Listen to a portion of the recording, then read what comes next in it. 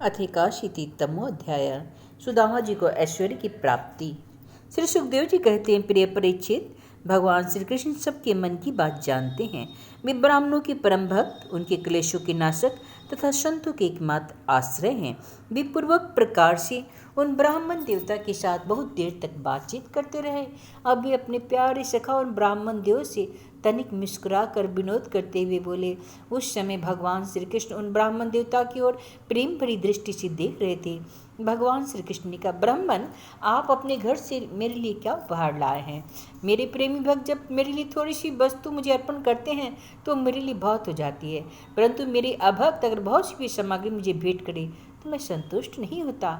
जो पुरुष प्रेम भक्ति से फल फूल अथवा पत्ता पानी भी मुझे समर्पित करता है, मैं उस शुद्ध चित्त भक्त का वह प्रेमोहार केवल स्वीकार ही नहीं करता बल्कि तुरंत भोग लगा लेता हूँ।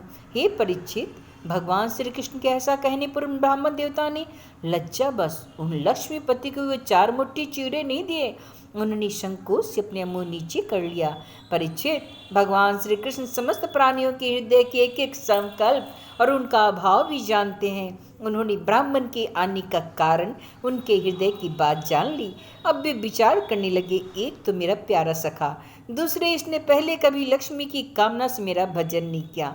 इस समय यह अपनी पतिव्रता पत्नी को प्रसन्न करने के लिए उसी के आग्रह से यहाँ आया है। अब मैं ऐसी संपत्ति दूंगा जो देवताओं के लिए भी दुर्लभ है।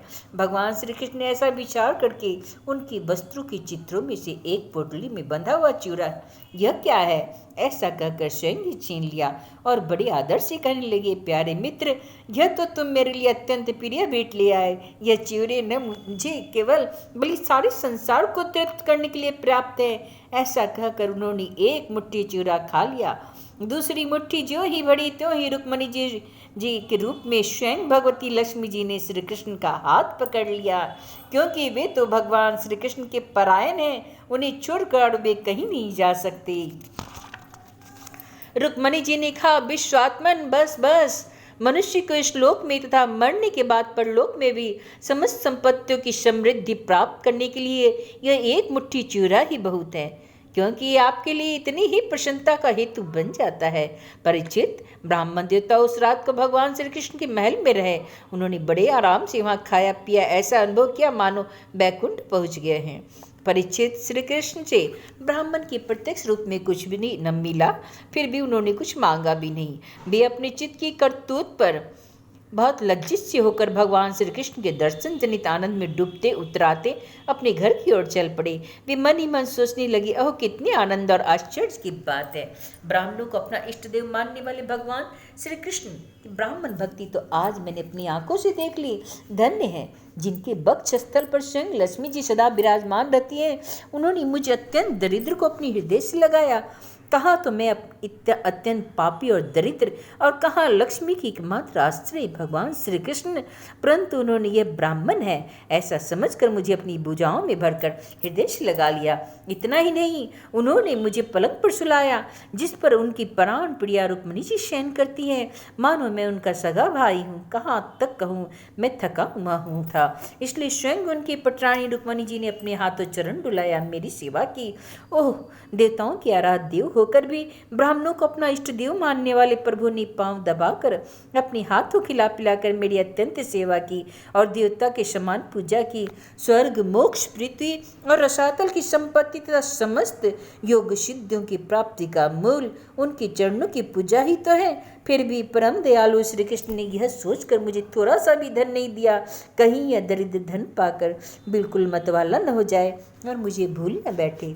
इस प्रकार मन ही मन विचार करते करते ब्राह्मण देवता अपने घर पहुँच गए।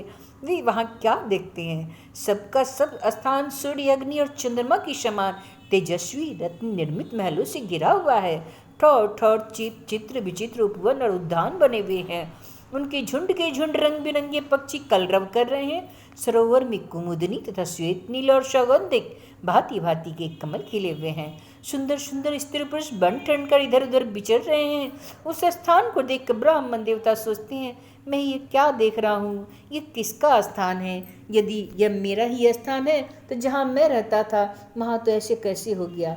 इस प्रकार सोचकर भी देवताओं के समान सुंदर सुंदर स्त्री पुरुष गाजे बाजे के साथ मंगल गीत गाते हुए उस महाभाग्यवान ब्राह्मण की अगवानी करने के लिए आए। पति देव का शुभागमन सुनकर ब्रह्मानी को भी अपार आनंद हुआ और वह हड़बड़ा कर जल्दी जल्दी घर से निकल आई। वह मानो ऐसी मालूम होती थी कि मूर्तिमती लक्ष्मी जी कमल वन में पधारी हैं। पति देव को देखते ही पतिव्रता पत्नी के नेत्रों में प्रेम और उत्कंठा की आवक से आंसू छलक आए। उनने अपने नेत्र बंद कर लिए। ब्राह्मणी ने बड़े प्रेम भाव से उन्हें नमस्कार किया और मन ही मन आलिंगन भी। फिर परिचित ब्राह्मण पत्नी सोने का हार पहनी हुई दासियों के बीच में विमान स्थित देवांगनाओं के समान अत्यंत शोभायमान एवं दैदिप्यमान हो रही थी। उसे इस रूप में देखकर वे विस्मित हो गए। उन्होंने अपनी पत्नी के साथ बड़े प्रेम से अपने महल में प्रवेश किया। उनका महल क्या था, मानो देवराज इंद्र का निवास स्थान। इसमें मणियों के सैकड़ों खंबे थे। हाथी के दांत के बने हुए सोने के पात से मढ़े हुए पलंगों पर दूध के फेन की तरह श्वेत और कोमल बिछौने बिछ रहे थे।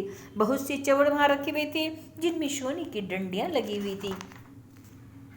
सोने के सिंहासन शोभायमान हो रहे थे जिन पर बड़ी बड़ी कोमल कोमल गद्दियां लगी हुई थी। ऐसे चंदोबे भी झिलमिला रहे थे जिनमें मोतियों की लड़ियां लटक रही थी।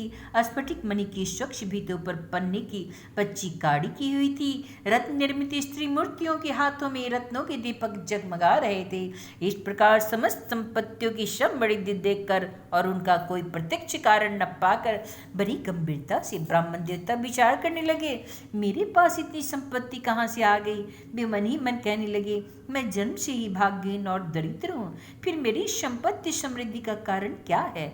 अवश्य परम ऐश्वर्यशाली यदुवंश शिरोमणि भगवान श्री कृष्ण के कृपा कटाक्ष के अतिरिक्त और कोई कारण हो ही नहीं सकता। यह सब कुछ उनकी करुणा ही करुणा है। स्वयं भगवान श्री कृष्ण पूर्ण काम और लक्ष्मीपति होने के कारण अनंत भोग सामग्रियों से युक्त हैं। इसलिए वे याचक भक्त को उसके मन का भाव जानकर बहुत कुछ दे देते हैं, परंतु उन्हें समझते हैं बहुत थोड़ा, इसलिए सामने कुछ नहीं कहते। मेरे ये अवधूवंश शिरोमणि सखा श्याम सुंदर सचमुच उस मेघ से भी बढ़कर उद्धार है, जो समुद्र को भर देने की शक्ति रखने पर भी किसान के सामने न बरसकर उसके सो जाने पर रात में बरसता है और बहुत बरसने पर भी थोड़ा ही समझता है। मेरे प्यारे सखा श्री कृष्ण देते तो बहुत हैं पर उसे मानते बहुत थोड़ा है, और उनका प्रेमी भक्त यदि उनके लिए कुछ भी दे दे तो वे उससे बहुत मान लेते हैं। देखो तो सही, मैंने उन्हें केवल एक मुट्ठी चूरा भेंट किया था, पर उद्धार शिरोमणि श्री कृष्ण उसे कितने प्रेम से स्वीकार किए। मुझे जन्म जन्म उन्हीं का प्रेम, उन्हीं की हितैषिता, उन्हीं की मित्रता और उन्हीं की सेवा प्राप्त हो। मुझे संपत्ति की आवश्यकता नहीं, सदा सर्वदा उनके गुणों के एकमात्र निवास स्थान महानुभाव भगवान श्री कृष्ण के चरणों में मेरा अनुराग बढ़ता जाए और उन्हीं के प्रेमी भक्तों का सत्संग मुझे प्राप्त होता रहे। अजन्मा भगवान श्री कृष्ण संपत्ति आदि के दोष जानते हैं, भी देखते हैं कि बड़े बड़े धनियों का धन और ऐश्वर्य के मद से पतन हो जाता है, इसलिए वे अपने अदूरदर्शी भक्त को उसके मांगते रहने भी तरह तरह की संपत्ति, राज्य और ऐश्वर्य आदि नहीं देते। यह उनकी बड़ी कृपा है। परिचित, अपनी बुद्धि से इस प्रकार निश्चय करके वे ब्राह्मण देवता त्याग पूर्वक अनासक्त भाव से अपनी पत्नी के साथ भगवत प्रसाद स्वरूप विश्व को ग्रहण करने लगे और दिनों दिन उनकी प्रेम भक्ति बढ़ने लगे। प्रिय परिचित, देवताओं के भी आराध्य देव भक्त भयहारी यज्ञपति सर्वशक्तिमान भगवान स्वयं ब्राह्मणों को अपना प्रभु, अपना इष्ट देव मानते हैं, इसलिए ब्राह्मणों से बढ़कर कोई भी प्राणी जगत में नहीं है। इस प्रकार भगवान श्री कृष्ण के प्यारे सखा उस ब्राह्मण ने देखा, यद्यपि भगवान अजीत हैं, किसी के अधीन नहीं है, फिर भी अपने सेवकों के अधीन हो जाते हैं, उनसे पराजित हो जाते हैं। अभी उन्हीं के ध्यान में तन्मय हो गए। ध्यान के आवेग से उनकी अविद्या की गांठ कट गई और उन्होंने थोड़े ही समय में भगवान का धाम, जो कि संतों का एकमात्र आश्रय है, प्राप्त किया। परिचित, ब्राह्मणों को अपना इष्ट देव मानने वाले भगवान श्री कृष्ण इस ब्राह्मण भक्ति को जो भी सुनता है उसे भगवान के चरणों में प्रेम भाव हो जाता है। वह कर्म बंधन से मुक्त हो जाता है, उसे भगवान के चरणों में प्रेम भाव हो जाता है। इति श्रीमद्भागवते महापुराणे ब्रह्मस्यां संहितायां दशमस्कन्धे उत्तरार्धे पृथुकोपाख्याने नामेकाशीतमोऽध्याय। श्रीकृष्ण गोविंद हरे मुरारी, हे नाथ नारायण वासुदेव। एक नाथ गोविंद, एक नाथ गोविंद सखा हमारे, एक नाथ गोविंद सखा हमारे, हे नाथ नारायण वासुदेव।